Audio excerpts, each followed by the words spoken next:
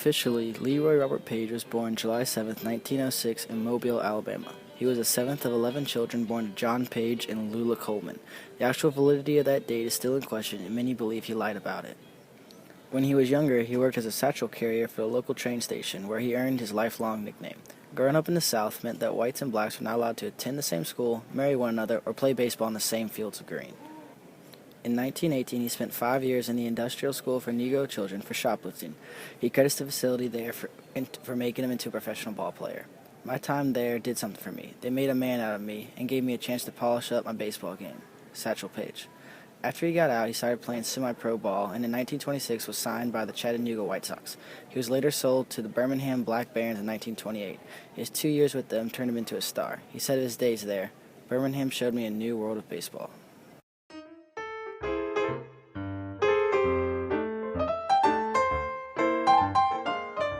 Satchel Paige and Babe Ruth were both polarizing figures that enthralled fans. Fans no longer wanted the Victorian player and instead clamored to see a star. Baseball was becoming more and more of a spectator sport as fans sought out entertainment. Both Ruth and Paige started off as unruly kids who met with huge success playing the game they loved. Their off-the-field life reflected their larger-than-life personalities. Both were known drinkers, womanizers, consumers, and showmen who barnstormed and played in the movies. Author Mark Ribowski described Paige in his book, Don't Look Back, as a philanderer. Ribowski said the pitcher was a reckless driver and late-night carouser well into his 70s who could never be relied upon to show up on time, even to games he was scheduled to pitch. Both cheated on their wives and girlfriends. It is speculated that one of Satchel Paige's rules for staying young that reads, "Don't look back, something might be gaining on you," was about him running away from a girl that he jilted. His other rules were, avoid fried meals, which angry up the blood. If your stomach disputes you, lie down and pacify it with cool thoughts. Keep the juices flowing by jangling around gently as you move. Go very light on the vices, such as carrying on in society. The social rumble ain't restful. Avoid running at all times. Paige once said, "Money and women, they're two of the strongest things in the world. The things you do for a woman you wouldn't do for anything else. Same with money." The main difference between Ruth and Paige was Ruth's heart was for children, while Paige's was for money. Paige and Ruth's behaviors captured sports page headlines and the imagination of fans. Because Ruth played for the Yankees, he was in the paper almost every day. And because of the sheer number of games Paige played, it's quite likely that more fans saw him play in person than any other player. One magazine wrote on the number of games he played, "While major leaguers pitch only every fourth day during the season, Satchel pitches 3 games a week, year-round, winning most of them." In 1934, at the Denver Post Tournament, Paige pitched for the House of Davids team wearing a fake red beard. He was called Chocolate Whiz-Bang by the Denver Post. He struck out 44 batters in 28 innings and was named Outstanding Pitcher of the tournament. One magazine wrote an article about Satchel, calling him one of the best pitchers in the game with a great fastball and a curve with superb control. Babe Ruth similarly caught the attention of the media, earning numerous nicknames like the Sultan of Swat, Colossus of Clout, and the Great Bambino. "You gotta understand," said Connie Johnson, "he was like a Babe Ruth for us, but he was our Babe Ruth. I think it's hard for people nowadays to understand how big he was. He was like the biggest guy we knew. It didn't make no difference what kind of stuff he did, 'cause that only made him more bigger than life. And don't you believe that Satchel didn't know he was too." Joe DiMaggio said Paige was the greatest player he has ever batted against, but not everyone thought he was so great. Upon making the majors, J. Taylor Spink of Sporting News said, "To sign a hurler at Paige's age is to demean the standards of baseball. Were Satchel white, he would not have drawn a second thought from Veek."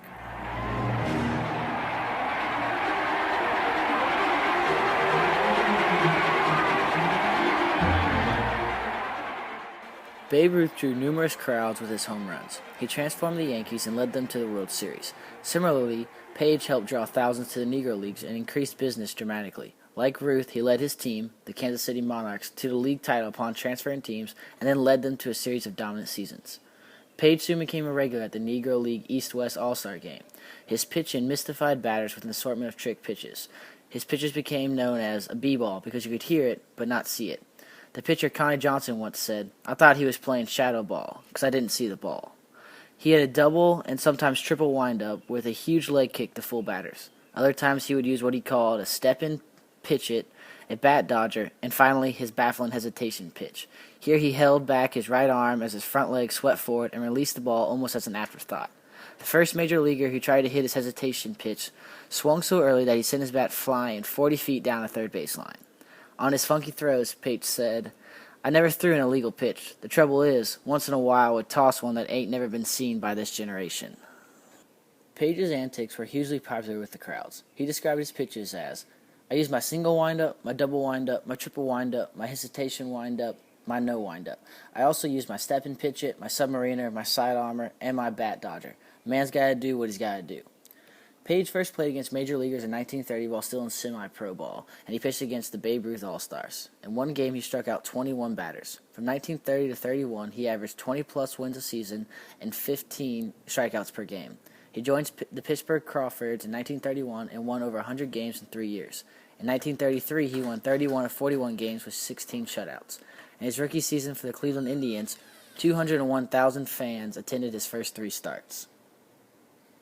Page loved barnstorming. He was nicknamed the Barnstorm King and was even known to tour with the Harlem Globetrotters. He was lured by money and notoriety and held no loyalty to any team. In 1936, he convinced several Crawfords and other top stars to leave midweek during spring training to barnstorm in Santo Domingo under Dominican Republic dictator Rafael Trujillo.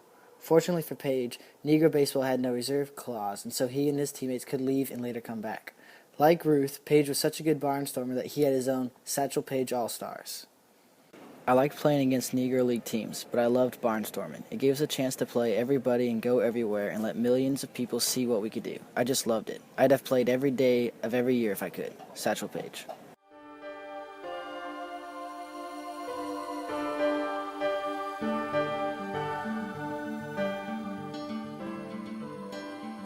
Several myths surround both Ruth and Page. One of the biggest mysteries surrounding Page was his age, a topic he often skirted around. He famously once said, "Age is a question of mind over matter.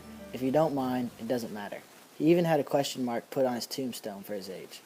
There are many stories surrounding Ruth. There is the 1932 called shot against Chicago in Game 3 of the World Series, his promise to hit a home run for sick child Johnny Sylvester, and the curse of the Bambino, to name a few.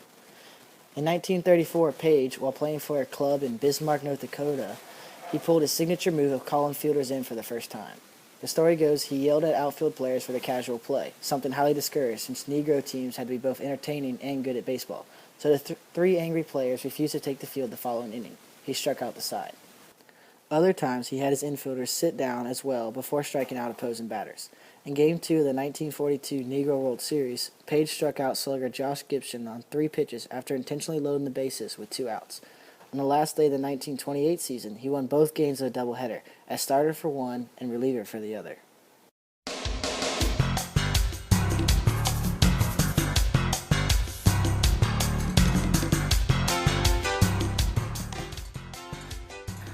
On July 7, 1948, Page signed with the Cleveland Indians on his 42nd birthday. He pitched relief on July 9th, making him the first African-American to pitch in the American League, the 5th in the majors, and the oldest rookie in the history of the majors. Cleveland won his first pennant in 28 years that year as Page went 6-1 with 2 shutouts and a 2.47 ERA. Sadly, he didn't last long in the majors, and in 1953 he was released. In the International League, he met with continued success. At the age of 50, he posted an ERA of 1.86 in 1956. On September 25, 1965, at age 59, he became the oldest player ever to pitch an MLB game and threw 3 scoreless innings for the Kansas City Athletics. In 1971, he became the first African American to get into the Hall of Fame. Page's showmanship brought huge crowds to the game and helped the Negro League succeed for a time, allowing the development of black ball players. It is believed that his reputation for showmanship is what prevented him from being the one to break the color barrier, as Branch Rickey wanted someone with less of an established reputation. Bill Veeck, the owner of the Cleveland Indians, said of him, "Were Satchel white, he would have been in the majors 25 years earlier." Satchel Paige thrilled millions of people throughout his career and was a pitching legend among major league hitters. While he was forced to play in the Negro Leagues for a time due to the color of his skin, his time there helped to sell the nation on the notion that black ball players could compete. Like Ruth, Page transformed the game into a spectator sport and revived passions for the American game. Satchel Paige, with his crazy antics and cocky attitude, did for black baseball what Babe Ruth did for white ball, in that he brought back passions for the game that people had thought they had lost and became a mythological hero that still demands awe by sports fans to this day.